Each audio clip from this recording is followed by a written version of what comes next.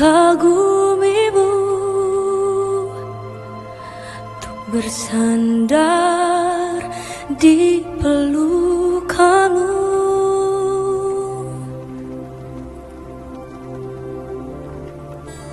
Ku ada untuk menyembah,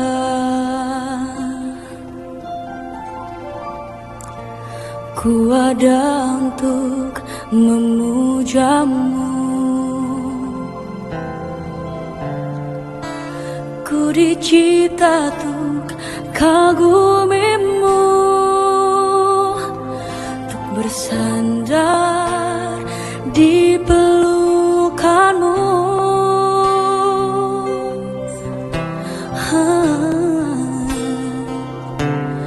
Jangan biarkan aku berpaling, tetapkan hatiku untuk selalu memilihmu.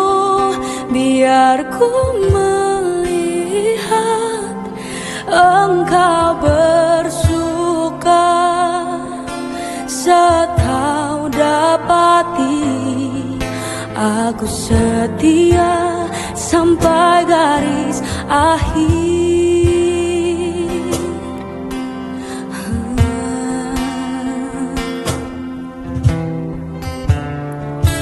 Ku ada untuk menyembah, ku ada untuk memujamu.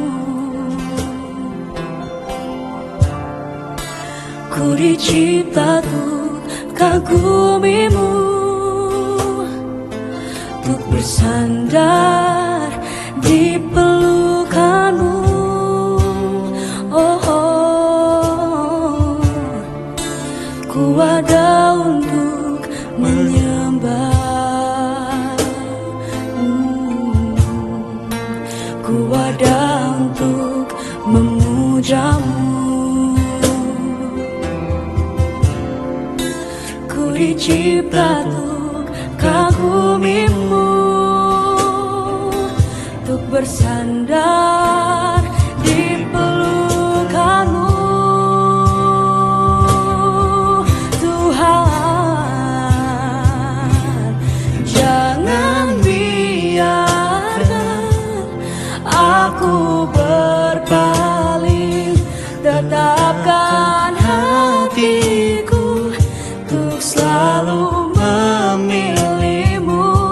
Biar ku melihat engkau bersuka, saat kau dapati aku setia sampai garis akhir. Jangan biarkan aku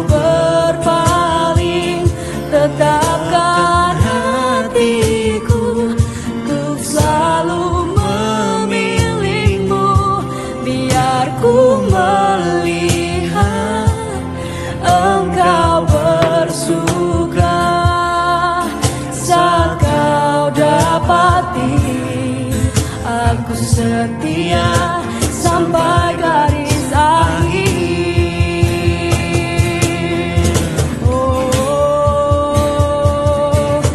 Jangan biarkan aku berpaling, tetapkan hatiku untuk selalu memilihmu. Biar ku melihat engkau bersuka, sampai kau dapati aku setia sampai garis akhir.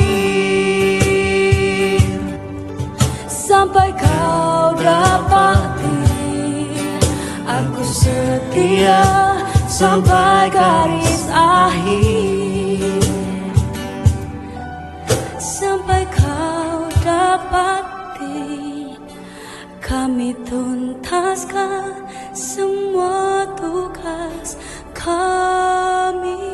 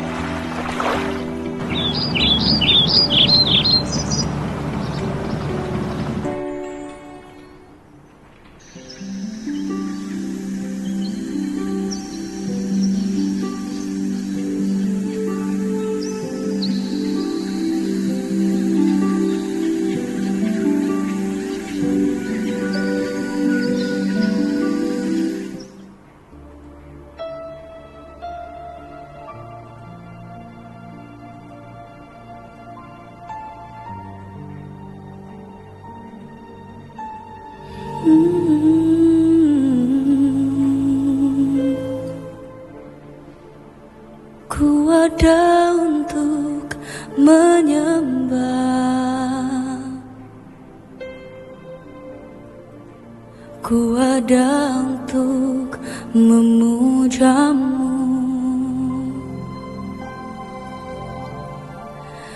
ku dicipta untuk kagumimu, untuk bersandar di pelukanmu.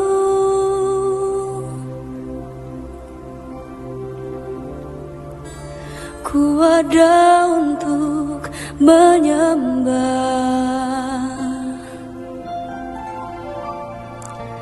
ku ada untuk memujamu, ku dicipta untuk kagumimu, untuk bersandar di pelukanmu.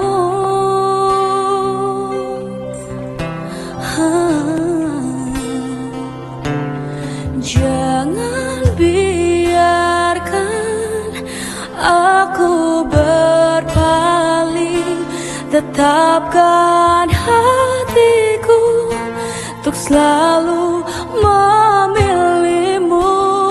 Biar ku melihat engkau bersuka, saat kau dapati aku setia sampai garis akhir.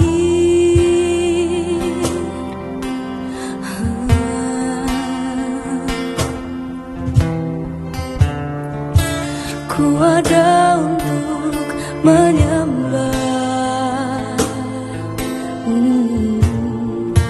ku ada untuk memujamu, ku dicipta untuk kagumimu, untuk bersandar di pelukanmu.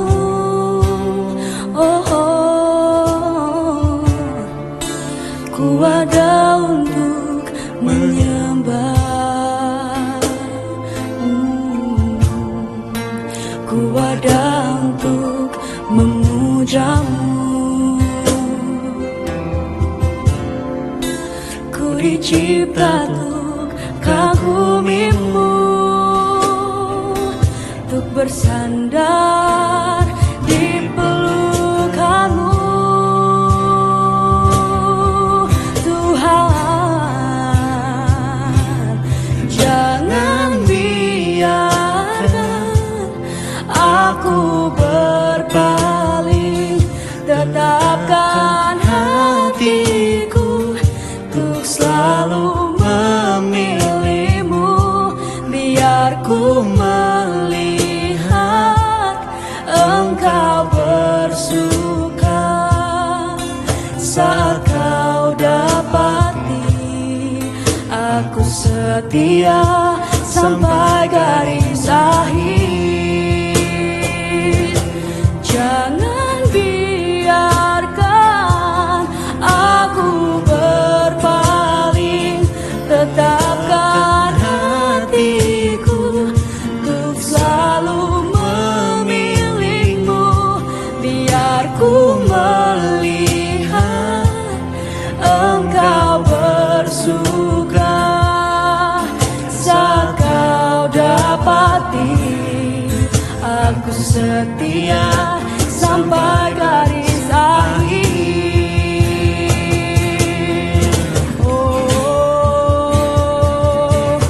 Jangan biarkan aku berpaling, tetapkan hatiku untuk selalu memilihmu.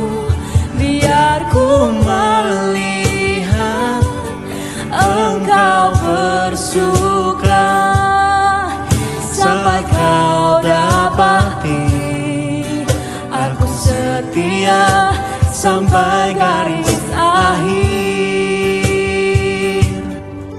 Sampai kau dapati aku setia sampai garis akhir. Sampai kau dapati, kami tuntaskan semua tugas kami.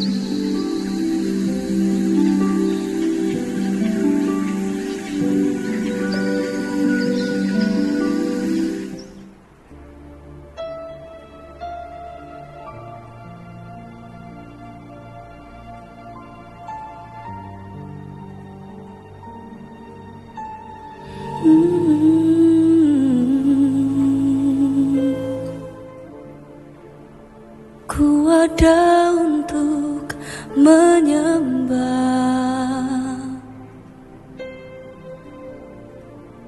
ku ada untuk memujamu.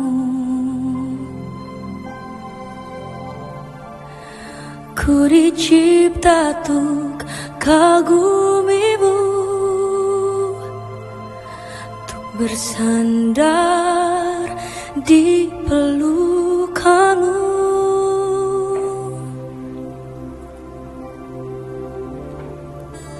Ku ada untuk menyembah,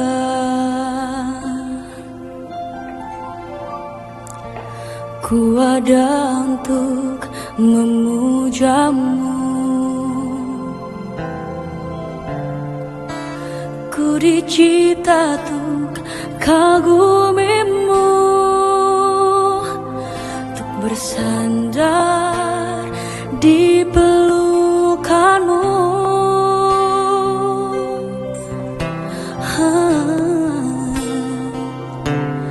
Jangan biarkan aku berpaling, tetapkan hatiku untuk selalu memilihmu. Biar ku melihat engkau bersuka saat kau dapati aku setia sampai garis akhir.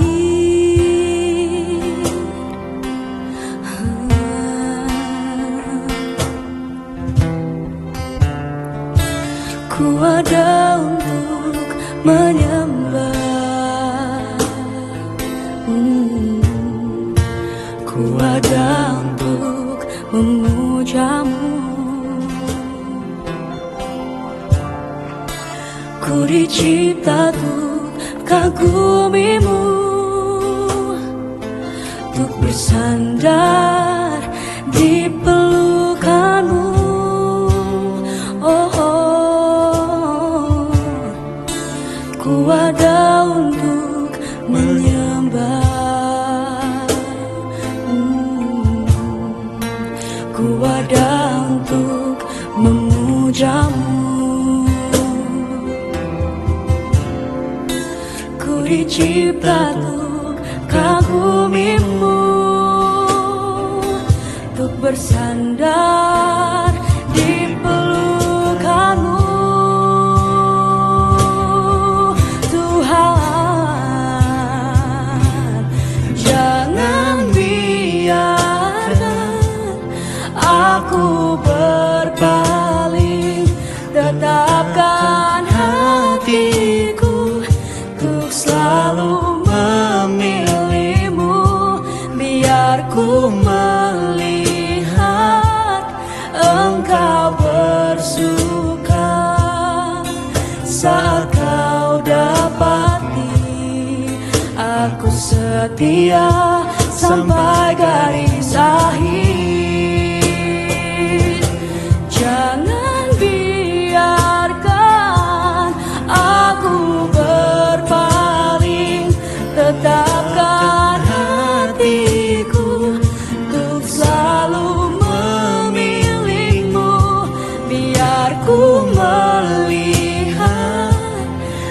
engkau bersuka saat kau dapati.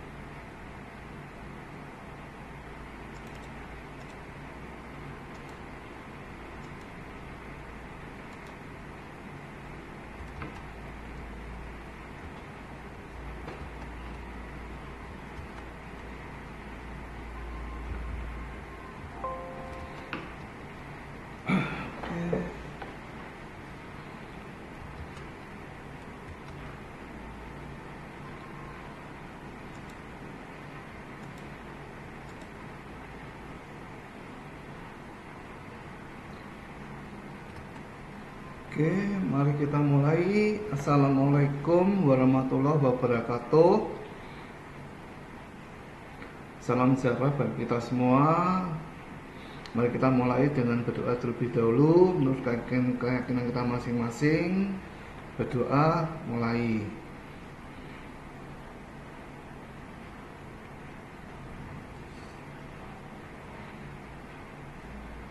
Oke, terima kasih ya. Kita mulai pertemuan hari ini akuntansi pajak pertemuan kedua. Ya, pertemuan kedua temanya adalah pembukuan dan pencatatan supaya perusahaan supaya sesuai dengan laporan fiskal yang dari Departemen Perpajakan. Itu sudah saya kirim ya di WhatsApp ya.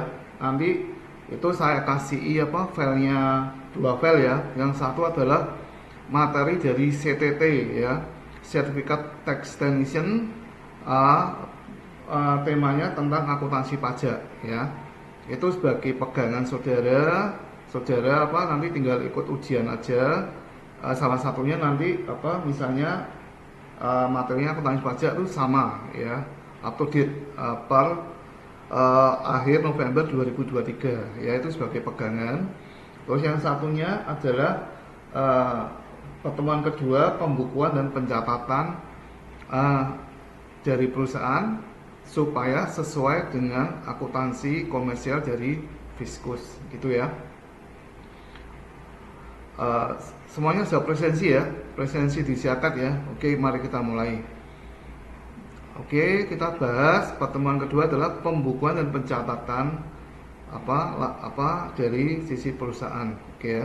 Berarti konsep dasarnya adalah dua ya, satu pembukuan dan pencatatan, kedua hubungan akuntansi pajak dengan akuntansi komersial, dan ketiga konsep dasar dan tujuan akuntansi pajak. Itu di CTT ada, di sini ada. Jadi saling melengkapi ya, tapi sebagai bahan panduan, cuma nggak saya kopikan di Google Classroom, hanya untuk saudara aja. Itu bahan dari CTT ya. Oke, pembukuan. Kenapa kok pentingnya pembukuan untuk perpajakan ya? Kenapa? Karena zaman sekarang ya, yang terutama untuk saudara mau melakukan peminjaman uang atau mencari pendanaan kepada pihak ketiga ya. Pihak ketiga itu bisa leasing, bisa BPR, bisa bank ya. Maka saudara harus punya pembukuan ya. Itu yang pertama. Yang kedua, pentingnya pembukuan untuk perpajakan itu apa?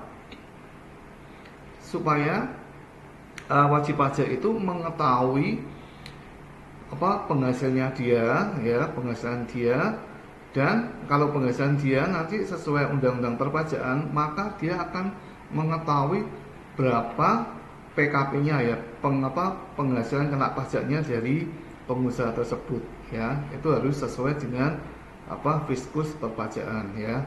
Untuk menghitung pajak terhutang ya, atau PKP ya, pengusaha kena pajak atau terhutangnya, dan verifikasi serta pemeriksaan dan investigasi terhadap kebenaran penghitungan jumlah utang. Maksudnya verifikasi itu apa? Verifikasi biasanya kalau pajak, dulu saya pernah kerja di akuntansi ya, itu dihitung dari dokumennya ya, dokumen, kemudian jurnalnya, kemudian macam-macam itu nanti semua wajib pajak meskipun cara acak dia terstruktur kayak gitu ya, supaya nanti dari pihak pajak itu kayak investigator ya, dia kayak special audit lah.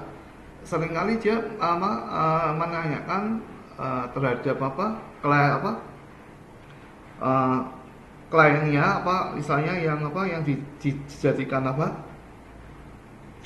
wajib pajaknya, objek pajaknya itu dikasih pertanyaan itu kadang menjebak ya. Nah dari situ itu biasanya dari sisi audit maupun fiskus, karena pajak itu seperti polisi ya, dia punya sikap skeptis ya. Kalau saudara nanti sebagai seorang akuntansi kemudian ikut PPAK, maka kebanyakan lulusan dari akuntansi atau PPAK adalah sikapnya skeptis ya. Skeptis itu curiga boleh, tapi dengan adanya bukti. Berarti skeptis itu adalah kecenderungan kita curiga ya. Polisi juga sama, dia akan mencari modus ya, modus atau motif ya. Demikian juga pajak itu akan mencari modusnya dari objek pajak ini kira-kira apa ya, kayak gitu ya, kayak gitu. Oke ya. Nanti di PPAK nanti saudara akan dapat banyak ya. Di Semarang ada 2, yang satu di Undip ya, itu sudah include dengan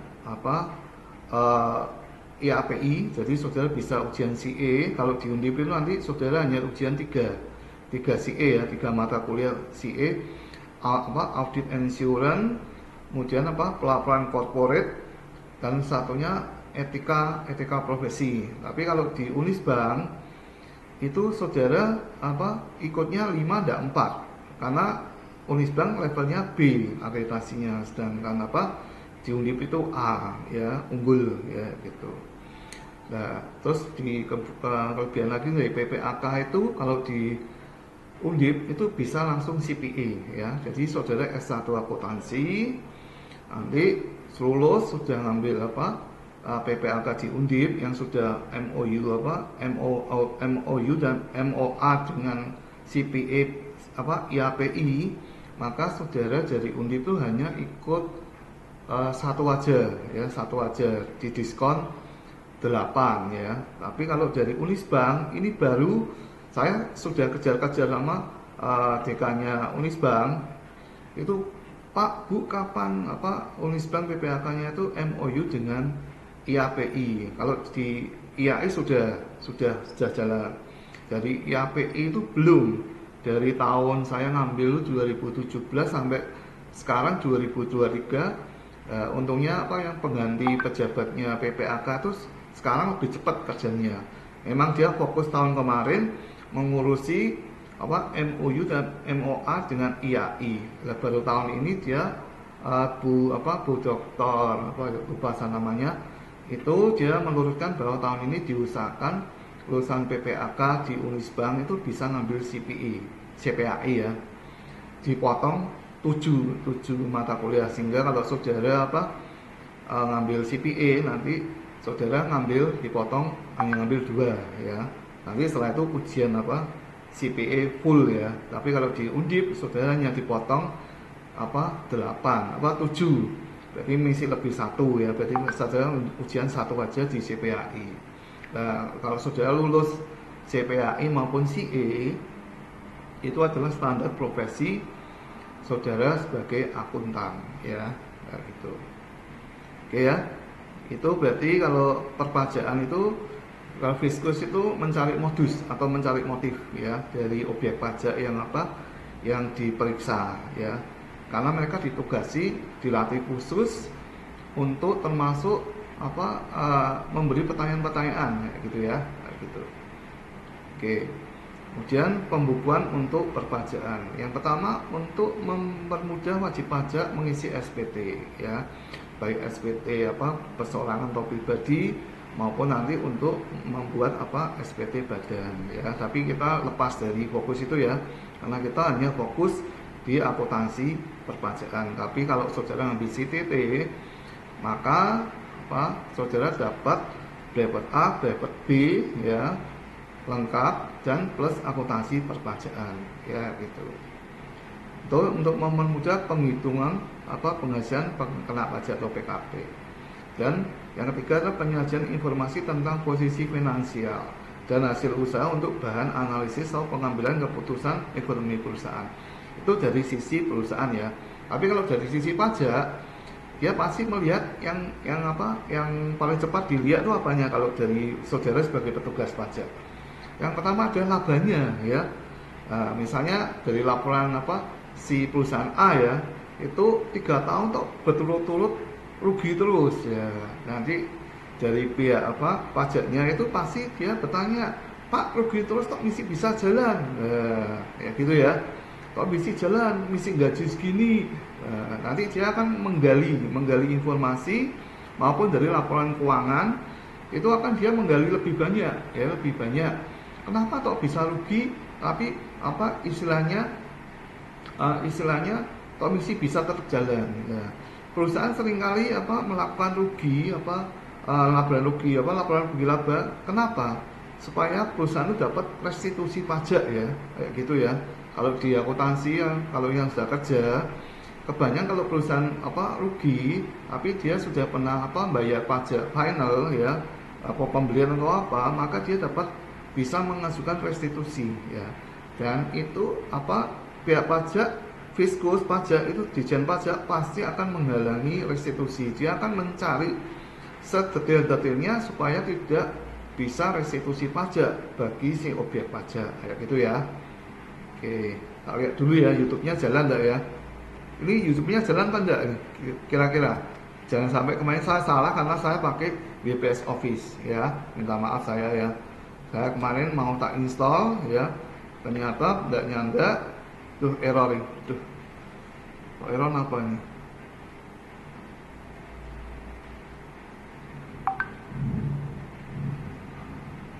Apakah ada error?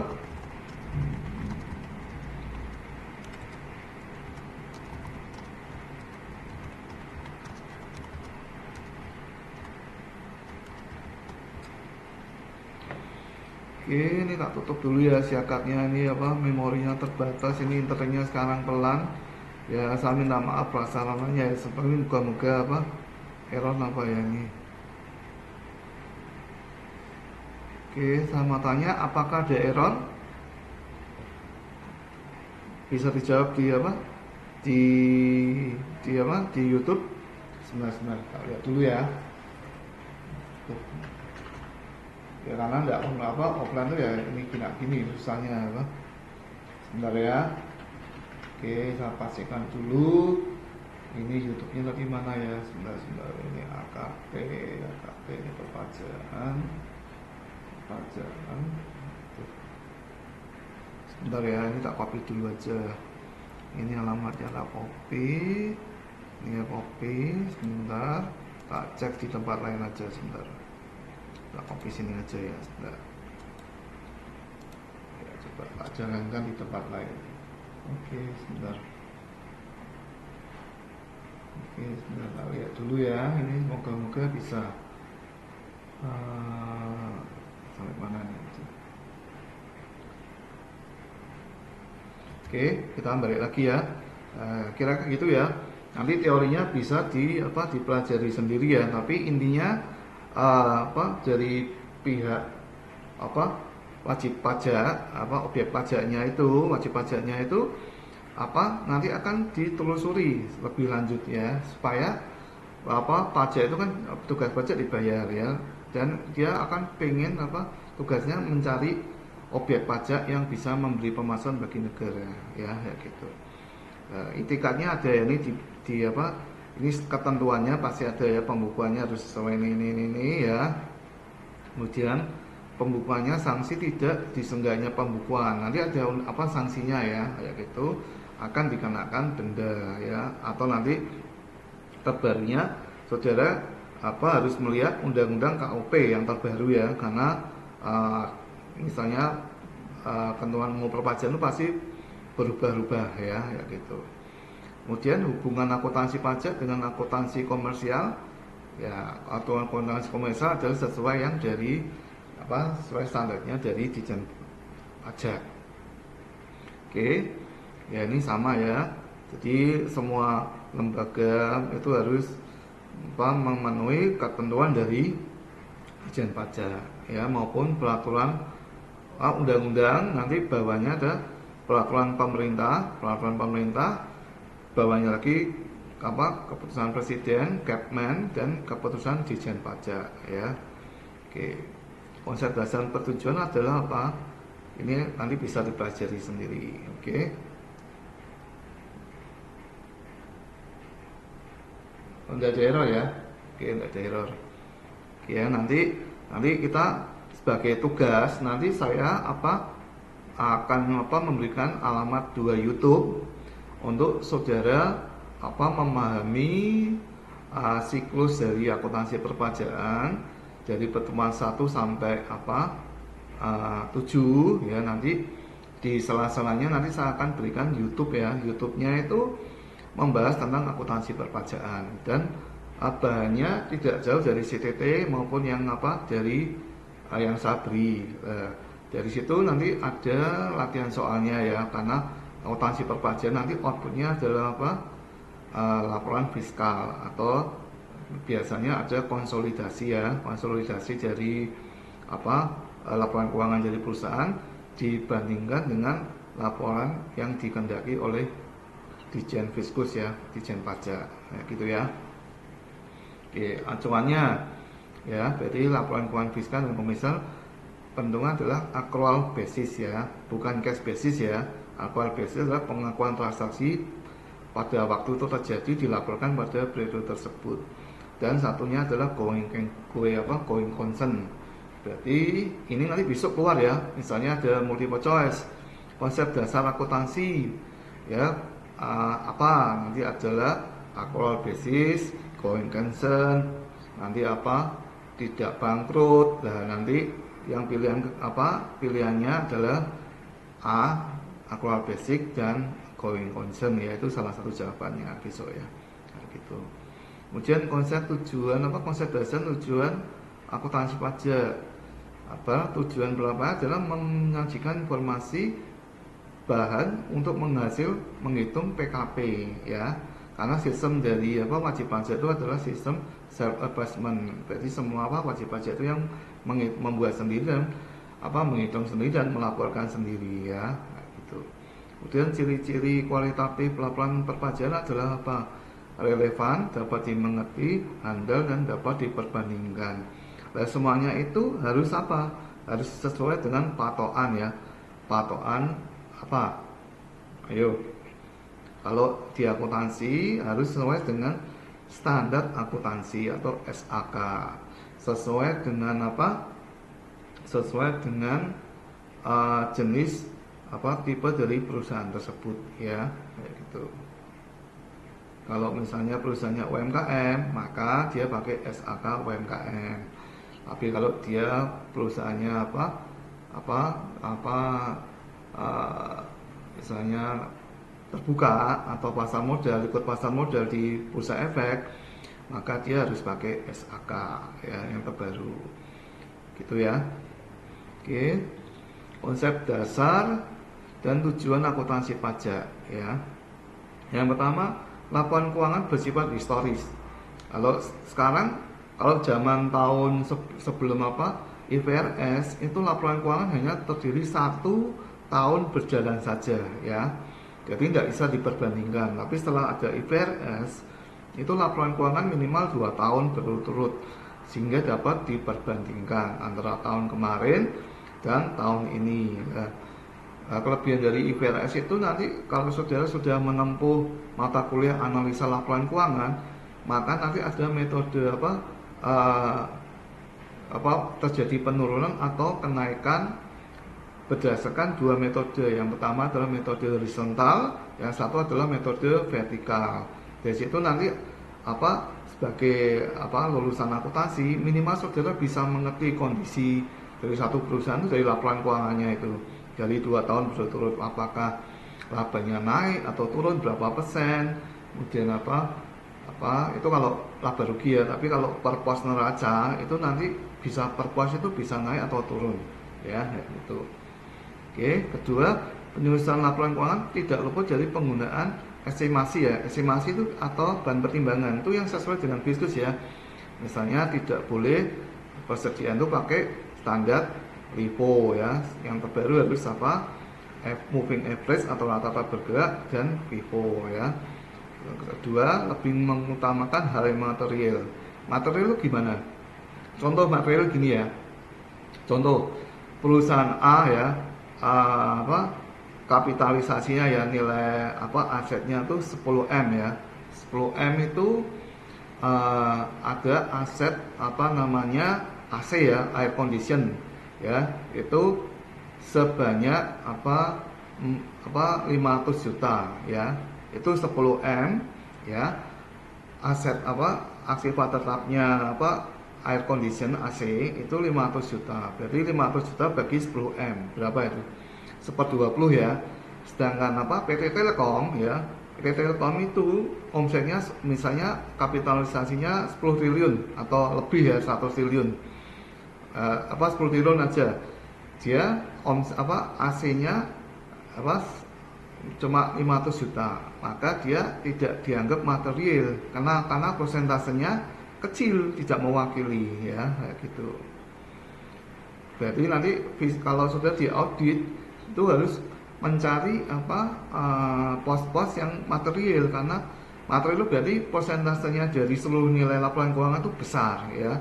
Sehingga kalau secara auditnya itu misalnya 90% monopoli dari nilai totalnya laporan keuangan, maka kalau sudah benar maka kecenderungan salahnya tuh sedikit ya, kayak gitu. Semakin material yang di audit semakin benar atau laporan keuangan yang material semakin benar, maka kesalahan auditnya itu makin kecil, kayak gitu ya, kayak gitu. Sama ya prinsipnya ya. Laporan keuangan mengutamakan makna ekonomis, substansi transaksi ya, kayak gitu, dengan memperhatikan bentuk yuridis formalnya ya. Terdapat alternatif untuk menggunakan sumber ekonomi dan tingkat usaha tanpa wajib pajak. Informasi kualitatif dan fakta itu nanti biasanya petugas bisnis itu mencari fakta juga ya, bukan hanya informasi. Oh, laporan gini, oh misalnya contoh ya, perusahaannya bagus ya, tapi laporan keuangannya labanya kecil, nah itu mengundang curiga ya. Dan kebanyakan di perusahaan-perusahaan itu nanti bagian akuntansinya tuh uangnya tersembunyi ya. dibalik ruang apa sehingga disulit ditemukan. Nah itu menambah curiga lagi ya, itu fakta ya gitu. Kemudian laporan fiskal ya, laporan fiskal berarti adalah pendekatan umum ya, perbedaan orientasi pelaporan, prinsip akuntansi itu sebagai apa, standar akuntansinya ya, dan proses penyusunannya. Proses penyusunannya itu gimana kalau sebagai seorang akuntansi? Jadi dari apa, dokumentasi apa, file dokumen, kemudian apa di jurnal, kemudian apa di posting ke buku besar dan buku pembantu. Kemudian apa, sebelum diposting itu dinominalkan dulu ya, pakai akun T, baru diposting ke buku besar dan buku pembantu. Setelah itu apa, dibuat neraca saldo, ada penyesuaian dan lain-lain. Nanti neraca saldo itu jadi laporan keuangan, baik laba rugi, posisi keuangan, perubahan posisi keuangan maupun apa arus kas dan lain-lain ya, gitu. Kemudian pendekatan umum fiskal ya. Berarti apa, ketentuan pajak itu pasti secara dominan.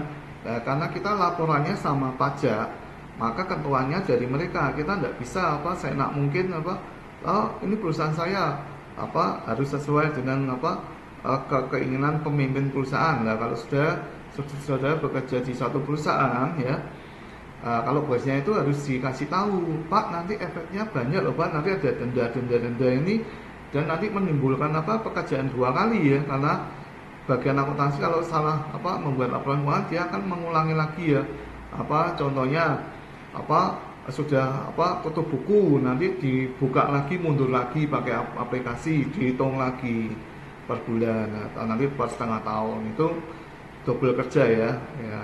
Dan apa dua pembukuan, nah ya gitu nggak boleh ya, nggak boleh itu. Tapi seringkali pinter-pinternya apa antara perusahaan dan yang bagian akuntansi dan biasanya konsultan dari pajaknya ya, kayak gitu. Terus ketentuan pajak untuk penyusunan laporan, nah itu ada di apa di pembelajaran saudara belajar S1 akuntansi ya. Ada SAK, nanti ada apa SAK sektor publik atau SAK UMKM ya gitu ya. Kemudian pembukuan perusahaan sesuai pakai komersial ya.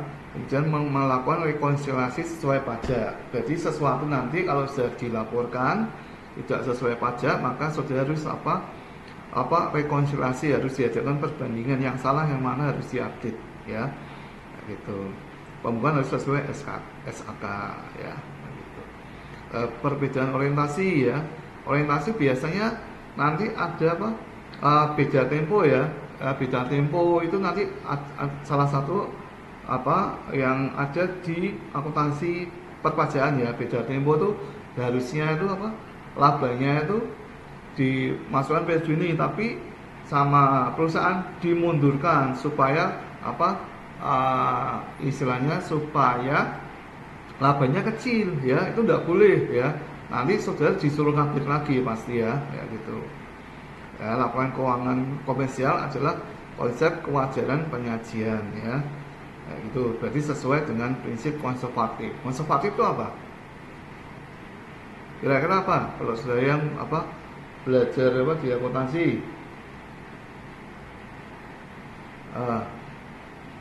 apa? Konservatif adalah prinsip kehati-hatian ya, kayak gitu. Oke, kemudian laporan keuangan fiskal tidak boleh menyimpang dari konsep kewajaran ya. Contoh wajar itu gimana?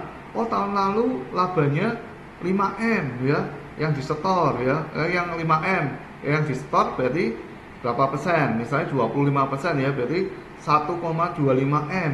Tapi tiba-tiba tahun ini apa labanya menjadi 2M.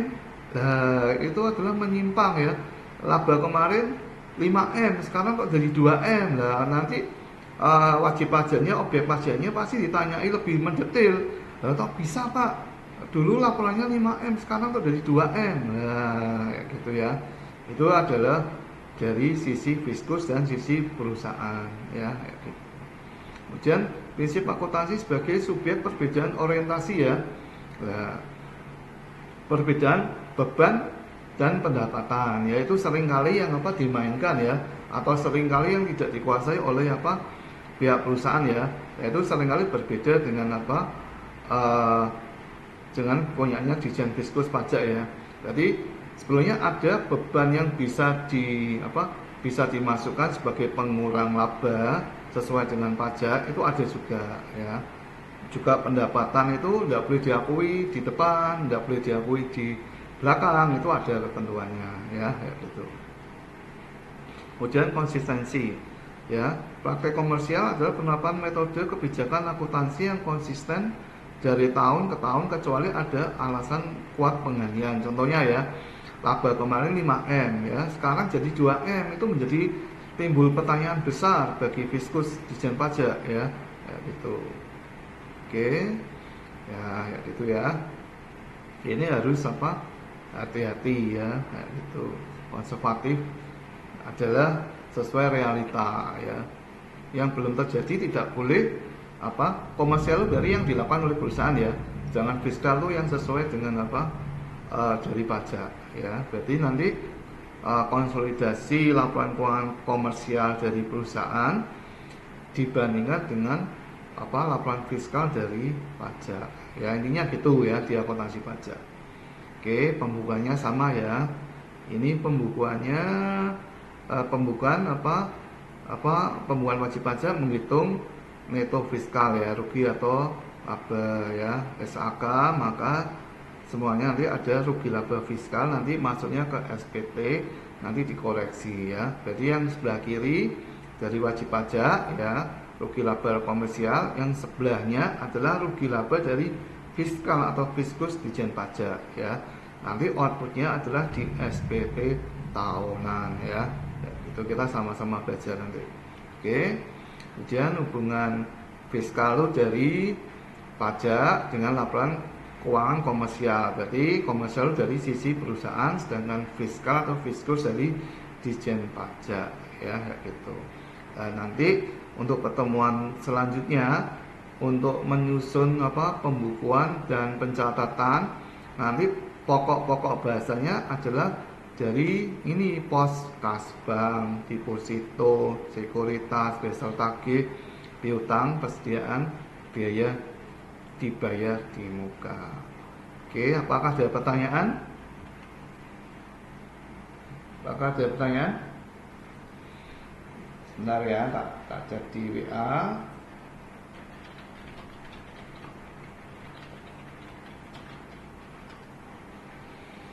Oke, kalau tidak ada, nanti yang CTT-nya itu dipelajari ya. Pelajari, nanti saya besok saya sisipkan berapa alamat YouTube untuk melengkapi saudara ya, karena akuntansi pajak itu nanti di S1 di S2 itu saudara pasti dapat ya. Itu sulit sebetulnya ya, sulit banget ya.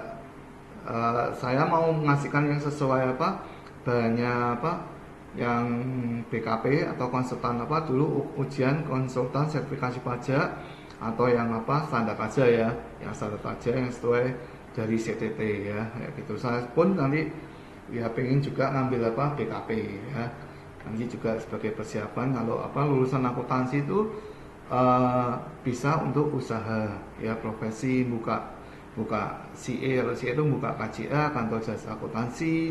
Kalau IAPI saudara bisa jadi CPAI. CPAI itu sertifikat profesional akuntan akuntan internasional menengah ya, menengah loh, bukan yang KP. Dulu kan CPA kan KP, tapi yang CPAI menengah itu sekarang namanya CPA ya, sama sertifikat publik akuntan tapi dalam kurung menengah ya, jangan salah. Tapi kalau yang KP itu CPA full ya, nanti ada ujian satu lagi. Itu bisa buat untuk saudara lulus besok ke depan bisa jadi profesi. Cuma sekarang trennya kebanyakan lulusan akuntansi ngambilnya hanya KJA, bukan CPA. Kenapa? Dia CPA hanya ikut sekundan atau partner ya. Karena kenapa? Abonemennya dari kantor KAP itu per tahunnya hampir 5 sampai 8 juta. Sedangkan kalau dari kantor jasa akuntansi cuma sedikit, sehingga banyak lulusan IAI ataupun IAPI mereka yang hanya ikut KCA aja ya kayak gitu, atau ngambil BKP bersertifikat konsultan pajak, atau auditor juga bisa. Auditor itu CPAI ya. Auditor sebagai saudara ikut KAP itu kan tidak resiko bayarnya, sudah digaji, dapat fee pembagian dari pemilik KAP-nya, nanti pakai benderanya KAP, saudara akan bisa mendapat penghasilan. Oke, kalau tidak ada, saya akhiri ya.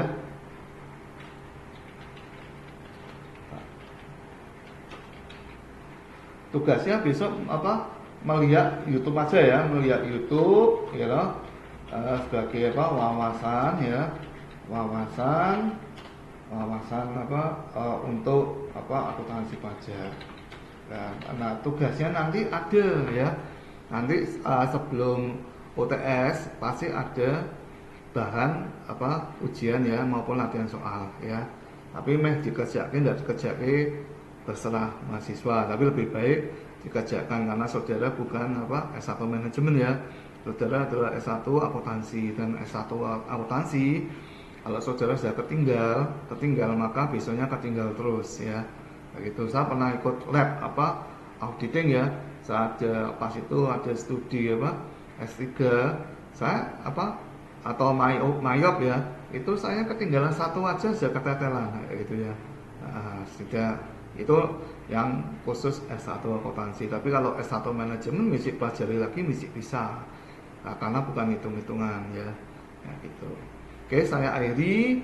Saya insya Allah kita ketemu minggu depan, cuma libur lah ya. Kalau misalnya hari Rebu depan hari besar maka libur, kalau enggak ya berarti kita ketemu, insya Allah ketemu di Rebu mendatang pada jam 7. Oke, saya akhiri. Wassalamualaikum warahmatullahi wabarakatuh. Semoga ilmu akuntansi pajaknya ini bisa dipelajari lebih lanjut nanti, dan saudara nanti besok saya kasih tambahan di YouTube supaya nanti knowledge maupun skillnya bisa mendapat semua. Oke, sehari ya. Wassalamualaikum warahmatullahi wabarakatuh.